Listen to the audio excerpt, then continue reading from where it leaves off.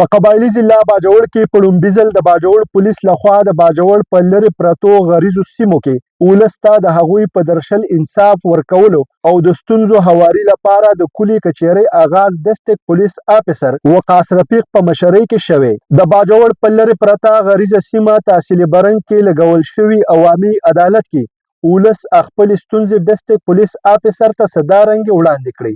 مسایل چې د علاقې په حواله باندې موږ هغه مخې ته کېښودو چې په هغې کې هغوی بر وخته د بعضې اعلانات هم وکړه، لکه د غرش موضوع دپاره موږ د ګاډي خبره وکړه چې یاره علاقه ډېره جدا ده نو هغې ته د یو ګاډی وشي، نو هغې بر وخت اعلان هغه وکړه. بل چیک پوسټونو مسله وه چې هغه که په غرش موضوع کې د تحصیل برنګ چې دور افتاده علاقه ده هلته کې چیک پوسټ کلوز شوی و، د هغې بر وخت هغه اعلانات وکړه چې دا به انشاءالله تعالی وکړم. نو په دې باندې موږ دغه ډېر زیات مشکور یو او چې هغه قرار یې دلته کې او د علاقې د مسایل خاص کر د پولیس لیول باندې چې کوم مسایل دي هغه نشاندهي موږ هغوی ته وکړه او هغوی د هغې د حل کولو دپاره بر وخت اعلانات وکړه او نور چې کوم د هغوی په علم کې راوسته د هغې دپاره به انشاءالله هغه مخ په وړاندې کوششونه کوي.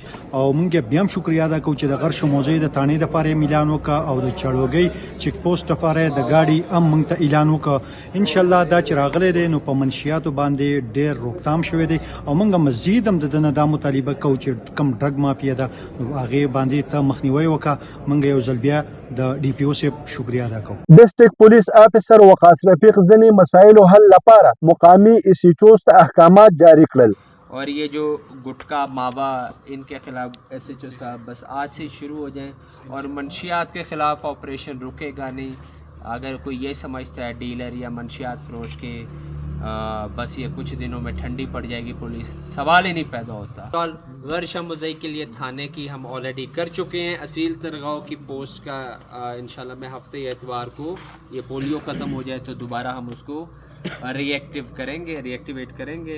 की भी होगी उसमें यूथ की भी होगी, टीचर्स की भी होगी, वकला की भी होगी, हमारे इमाम मस्जिद भी. तो एक इंक्लूसिव हम बनाएंगे इंशाल्लाह ताला ताकि मसले हल हों.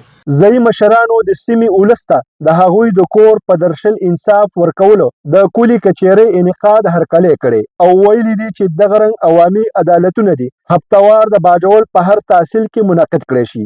زاهد جان سون FM خیبر پښتونخوا.